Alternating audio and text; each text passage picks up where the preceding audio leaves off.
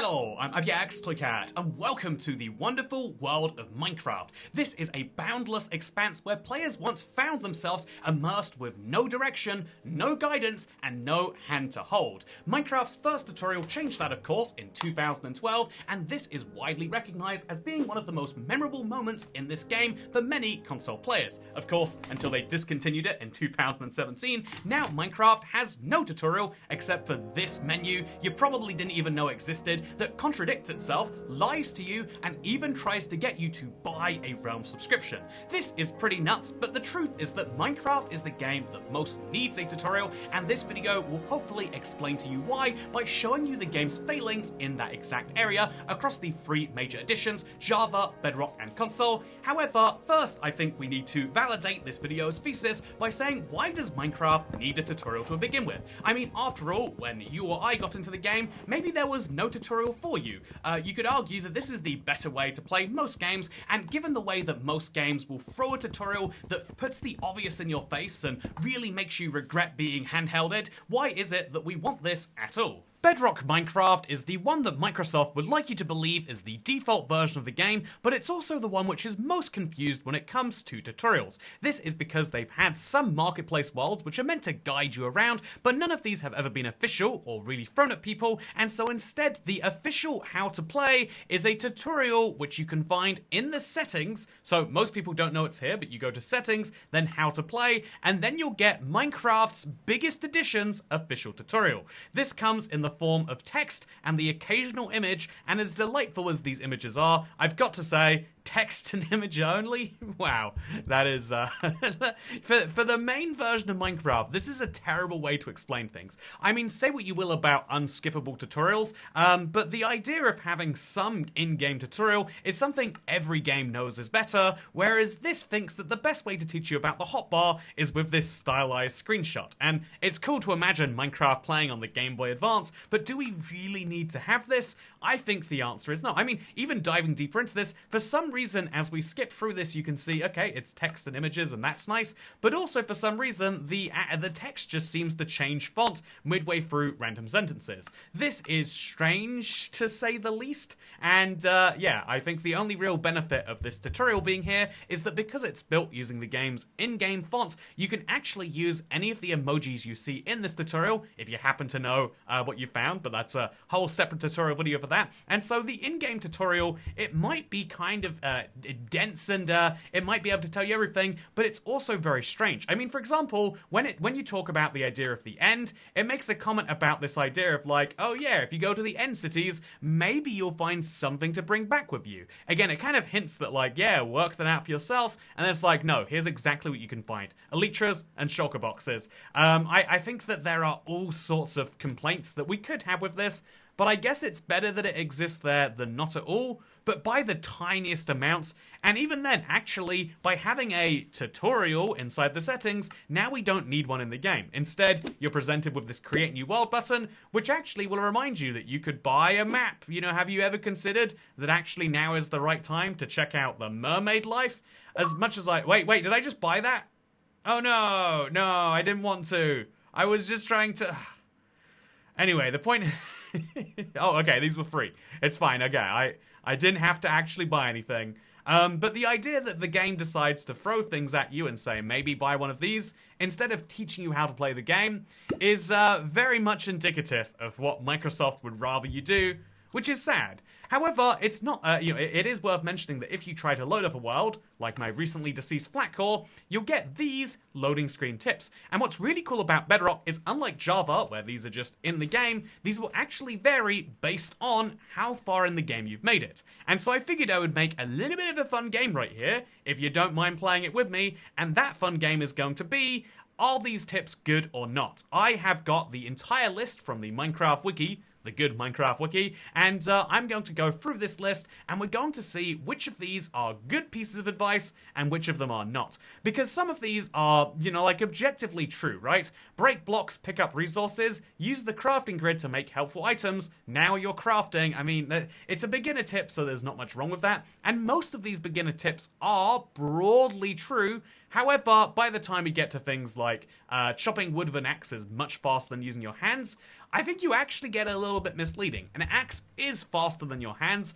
but wood takes so long to mine even with one that it's saying much faster is, a simplification, but it works. Digging straight down or digging straight up not being a good idea is also one that I would argue is not quite right, because you're equating the downsides of digging straight down. We all know about those. It's not actually that dangerous if you do it right, but digging straight up isn't actually that bad of an idea. Maybe as a beginner player we could argue that, but when we get to the mid-game tips, we get really weird ones like feeding a bone to a wolf will tame it. You can then make it sit or follow you. Unlike most animals, one of an item is not enough to make it do anything, because one bone being fed to a wolf will statistically do nothing, and so not a very good piece of advice. Not technically wrong, but kind of pushing things. The same is true for wearing a pumpkin in your head. Will keep Enderman from attacking you. It will keep Enderman from attacking you without provocation, but if you attack an Enderman with a pumpkin on your head, you will die. And so, there's a truth behind this, and I guess it's fine. But then you get to ones like, I think the craziest is get to your destination faster with a minecart and some rails.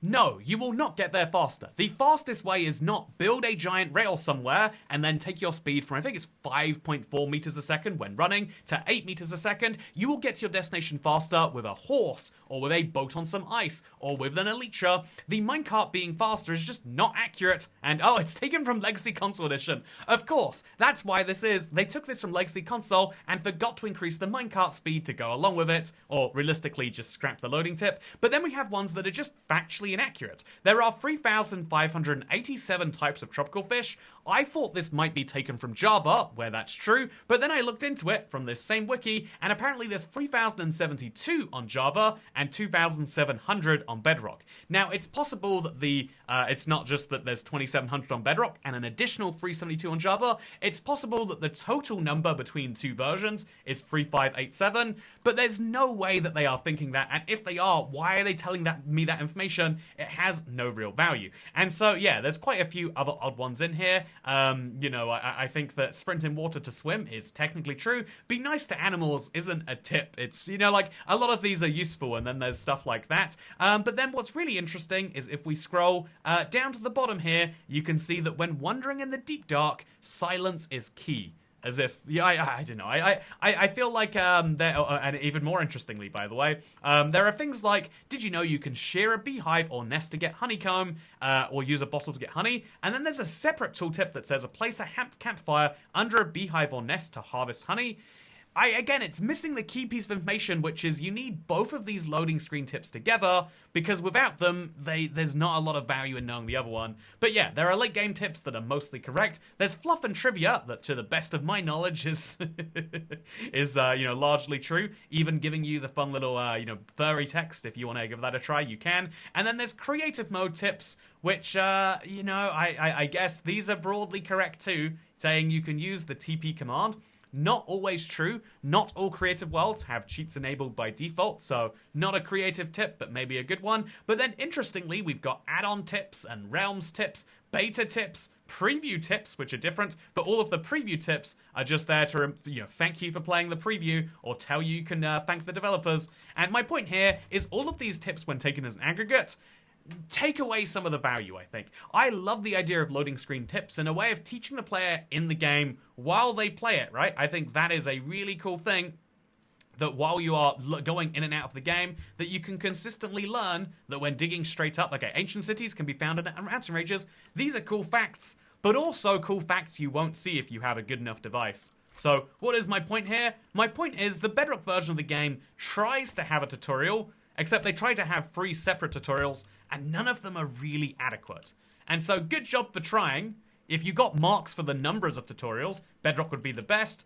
However, we all know where that award truly lies. Welcome to Minecraft Legacy Console Edition. This was the first version of the game that many people jumped aboard because they learned that their console could in fact support Minecraft, and so the game was built with the fact in mind that many people might not know how to fully play even if they know what the game is. And this means that there are many different layers of tutorial beyond the obvious one, and I think the first one that people don't even think about but is very clever is the button hints. These button hints are on screen at all times, and they're a very clever way to help you realize that you can craft with X and open your inventory with Y. These are two very different screens, unlike in other versions, and that's a handy thing by itself, but also if I say look at a chest, it will tell me that I can left trigger to open it and right trigger to mine, but if I look at a bed, it's left trigger to sleep in it and right trigger to mine, and if I look at something else altogether, we'll try to pick an easy example, like let's say I run across your favorite character from the Minecraft movie over here, and if I look at him, you'll see that it's left trigger to trade and right trigger to hit. There are lots of buttons that change their meaning based on the context, and so rather than making you work that out, the game actually can tell you, and I think that's very clever to begin with, but I also think that there are many other prompts in this version which are clever to help people work things out. One of the biggest was that this was the first version of Minecraft to have a recipe book. Can you believe that? It seems wild that the 2012 version of Minecraft is the first one to support crafting without knowing the shape of the recipes, because they actually have this full crafting table which goes down, as you can see, of the triggers, although these are the weird types of crafting that most people don't do very often, and that you can go down with the triggers or you can go left using the bumpers. This looks like a complicated menu that should have 20 tabs, but actually it's 6 simple tabs that contain every single crafting recipe in Minecraft. And what's even better about it is, unlike the recipe book on both Java and Bedrock, I don't understand the Java one and I barely understand the Bedrock one, all of the recipes are fixed in their place. This means that if I remember the location of the sticks and then the location of the wooden pickaxe, I can craft it the same every time using the same button combinations, and I think that that is a huge win for anyone who likes to do things quickly. It's a huge improvement, and the fact that they have this kind of fixed crafting table layout was actually the inspiration behind Bedrock's initial crafting before they arrived on what they actually have. I think this is a really great system for people who are using controllers and other devices where maybe tapping a recipe, just like in the bottom left there, isn't actually ideal. I love it. It's really clever, but obviously when we're talking about things we love about the console edition, there's one thing that comes up above everything else, and it's this: the tutorial world. Right now, I'm in a world that... Oh, you can't actually see the world name on Bedrock, but I'm on console. But I'm in a world called Tutorial World, and it comes with every single Minecraft console edition on every single platform. In it, they will teach you about major mechanics, such as how do beacons work. You might think you don't need to know that, but now when you see one in the world for the first time, you can learn that, oh well, the beacon interface allows you to select one primary power. The more tiers your pyramid has, the more powers you can choose from. A beacon on a pyramid with at least 4 tiers grants an additional option. I just think it's a really clever thing for the game to teach you about these things, but also in a way where it's your choice to learn whether you care about that or not. And now, because I learned about it, I know that a beacon is something worth going for because it could give me haste. Look how much faster I can break blocks now. Or you can learn about how breeding mobs works on a simpler level, or even, the reason there's a trader in a pen, it's not my weird villager experiments, it's 4J Studios, because they decided to teach people about trading and enchantments and every other part of the game, and what's great about this is they'd actually add to it every single update. Now here's something wild, and here's what to me shows the real success of the console edition tutorial. Every single one of these worlds was custom built by artists, and as a result of that, they actually managed to have, again, this seems wild, a tutorial that was exciting to look at each time, and which was one of the key features of an update. You knew that when an update came out, be it TU14, TU19, or TU33, that eventually that would mean that there is a brand new tutorial world, which you could theoretically look through to learn about the new features. That's great. Not having to look it up or not having to find out somewhere else is really wonderful, but even better was the fact that even if you knew what was coming, you would still be excited to be like, oh, let's see if we can find the music discs, turning a tutorial from an act of obligation, a chore that you can't skip, that you hate as part of a game, into one of the most exciting parts of an update. That is magic, if you ask me, and it's one of the very cool things that I really love about the console edition tutorials. I love how many small but simple ways you can guide people through some of the cool parts of the game, and this certainly was one of my favorites. Ouch. And so yeah, the Legacy Edition tutorial is the greatest example of how you can make a fully fledged tutorial, but I think it would be premature to declare it the winner of the best tutorial, because if we look back to the Java edition, you can see that actually it's very clever that the game has no tutorial. This is a big selling point, and it's a big feature that makes Minecraft unique, while still sort of subtly having a tutorial. I mean, whether it is the guidebook telling you exactly how to craft something, if you want to look for it, whether it is those button prompts when you first load into a world, or whether it is the advancements which effectively always tell you what you can be doing next, all of these forms of a tutorial work without ever making the player feel like they are being guided. The Bedrock edition, on the other hand, does something very similar, but a little bit more in the player's face by having loading screen tips that slowly advance as you do, and by having a slightly more functional recipe book. However, what's interesting about it is Bedrock Minecraft seems like it has no tutorial, because for 99% of players it doesn't, and this means that it can kind of ride on the coattails of that, while allowing the players who most need a guide to have something available to them. I mean, I can guarantee you that 99% of Minecraft Bedrock players have never opened up the tutorial that's hidden in the settings,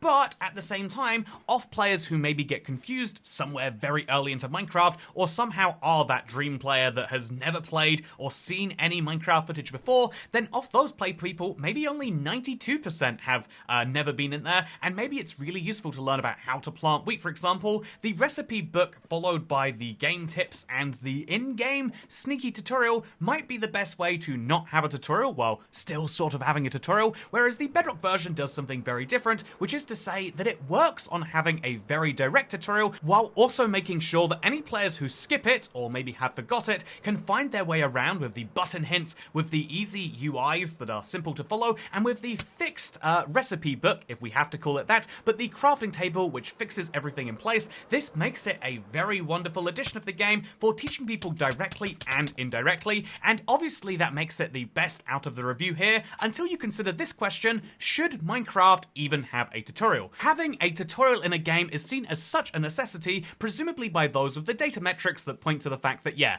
a large number of people play a game for 5 minutes, get lost, and then just never play it again, and so particularly on console and mobile, there is always a tutorial baked in. However, this means that most games have that, and so Minecraft has always been unique for not having a tutorial, except on one of its free, now discontinued, versions of the game. And although I wax nostalgic all the time about how great the console tutorial was, I also think that it is a product of its time and of its studio. The way that Mojang works now is not just throughput limited, the amount of content that comes out of them is obviously less than it has been in past years, but particularly when it comes to anything that involves playing around with Minecraft itself, they tend to hire outside contractors. And so either we would see less work being done on the features we care about in updates, or we would see the tutorial world just be outsourced anyway, maybe defeating some of the point with it to begin with. I think that Minecraft does well to have a tutorial on the console versions, and I think it would do well to take advantage of the fact that, yeah, if you're loading up Minecraft on a brand new device because you've just bought it for the first time, maybe it should offer to guide you through some things, and that could be done great with a tutorial world.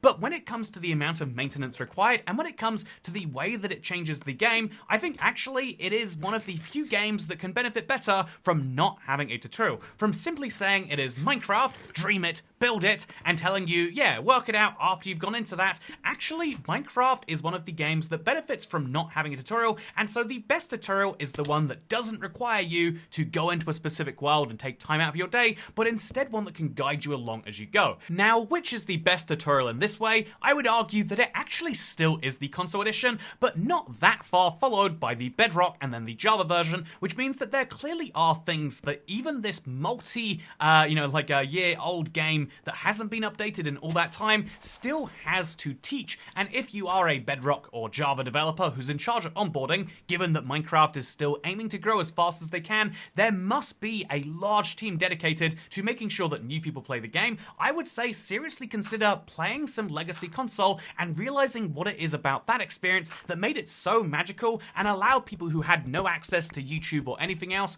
to manage to learn and fully play the game and work out how to put that in the main one. But that's just my idea. I hope that it's something that Mojang do seriously consider, because right now, the way the game teaches you is so different from platform to platform, and if Minecraft is meant to be one game, just in different languages, that is something that is non-desirable to say the least. But yeah, there's my take. I would love to see new tutorial worlds, but fully am willing to concede that Mojang doesn't make their own worlds anymore, and now it simply comes from third-party contracting. And so either hit me up, I'll make you a tutorial world, or work on your non-tutorial tutorials. I think in either case, it would be real great. But for now, I hope you enjoyed this video. If it happens to be your first one, did you know that YouTubers at the end of their videos tell you to like their video? The reason for this is that it slightly boosts the engagement of that video, and so there is a belief that this helps it somewhere in the algorithm. There is no actual backing for this, but I'll still tell you to like it, because there's a chance that if you like this video, you'll feel like you actually liked it in some way, because why else would you lie? And then also, YouTubers like to tell you to subscribe. One of the big benefits of this is it makes you more likely to see my videos daily on your homepage, and as someone who relies on people watching my videos every single day on their homepage, this is something that I would really like. But if you made it to this point in the video, there's a chance that it's in your interests as well. Anyway, thank you very much for watching, and I'll see you next time.